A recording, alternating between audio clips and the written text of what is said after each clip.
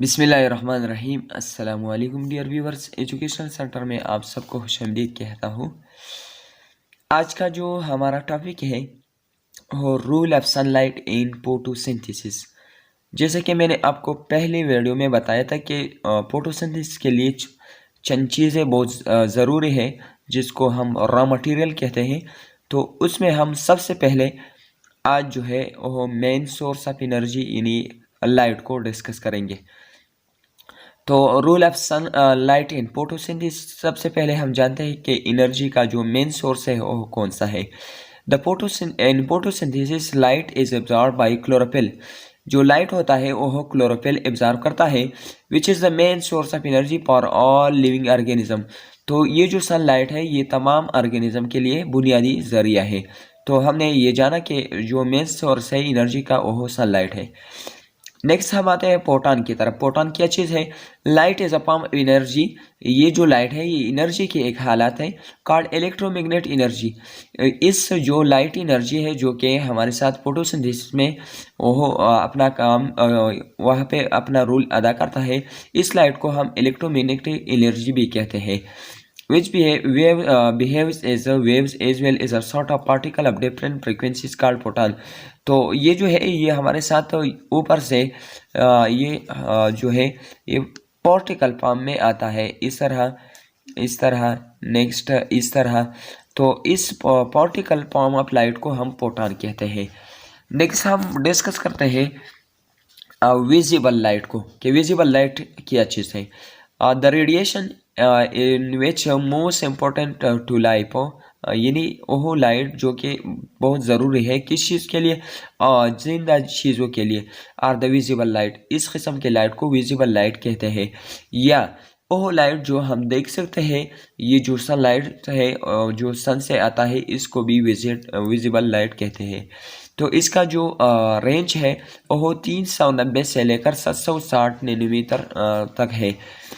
अब हम देखते हैं कि जो विजिबल लाइट है ये सन से आता है तो कितना फीसद जो है वो हमारे साथ प्लांट्स वहाँ पर एब्जॉर्ब करता है और कितना जो है वो हीट के फॉर्म में रिलीज हो जाता है। तो अब हम देखते हैं कि एब्जॉर्प्शन ऑफ विजिबल लाइट क्या चीज़ है। तो यहाँ पर आप देखें about 40% of the total of sunlight, mostly visible light rays that enter our atmosphere, reach the earth's surface because most of dangerous light absorbed by ozone layer in atmosphere। अगर सूरज से यहाँ पर हमारे साथ लाइट आता है तो अगर यहाँ पर आप देखें तो सूरज से 100% लाइट आता है। 100% मतलब मेरा ये है कि पूरा लाइट आता है।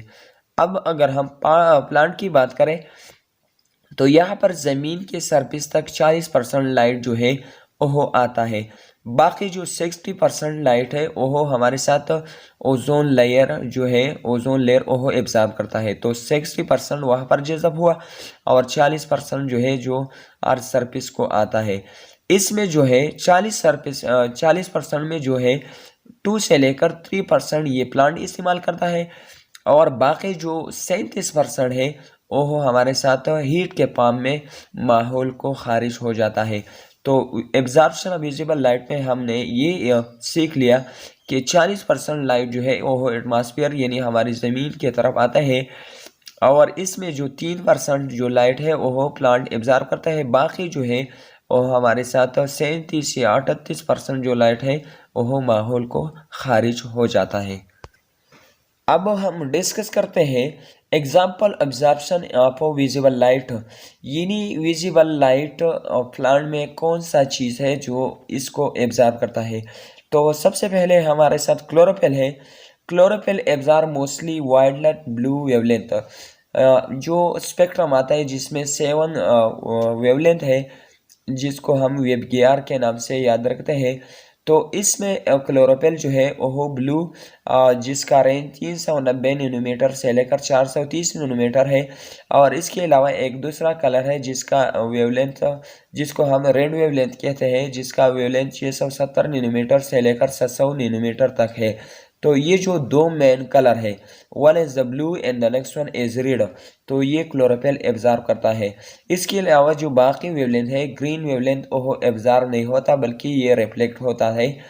क्लोरोफिल इसको रिफ्लेक्ट करता है, तो इसकी वजह से जो प्लांट है वो ग्रीन हमें नजर आता है। इसके बाद जो नेक्स्ट है कैरोटीनॉइड।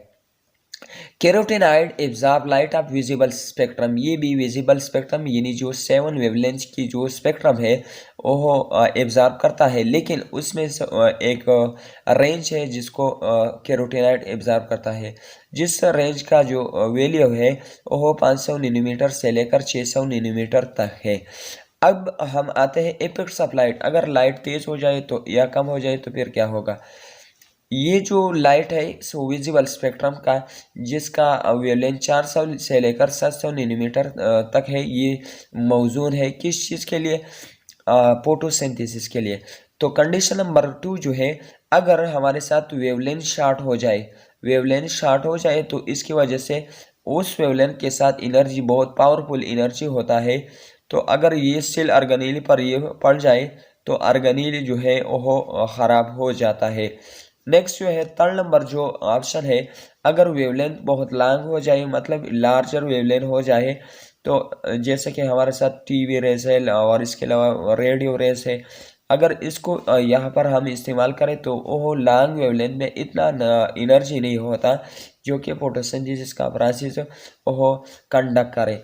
तो इसके लिए हमारे साथ 400 से लेकर तकरीबन 700 तक जो वेवलेंथ वाली लाइट है वो दरकार है। तो आज के लेक्चर में हमने मेन सोर्स ऑफ एनर्जी को सीख लिया, इसके अलावा प्रोटॉन को सीख लिया। नेक्स्ट जो है हमारे साथ विजिबल लाइट कौन सा लाइट है, नेक्स्ट जो है एब्जॉर्प्शन ऑफ विजिबल लाइट के कितना लाइट जो है वो हमारे साथ एटमॉस्फेयर यानी हमारी ये जो ज़मीन अर्थ की जो सरफेस है वहाँ पर आते हैं।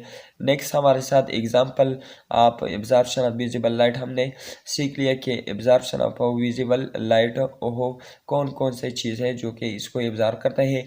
नेक्स्ट इसके बाद हमने इफेक्ट ऑफ लाइट को स्टडी कर लिया। तो इसके बाद हम नेक्स्ट टॉपिक की तरफ जाएंगे जिसका नाम एक्शन स्पेक्ट्रम है और एब्जॉर्प्शन स्पेक्ट्रम है। Thank you so much for watching. वस्सलाम।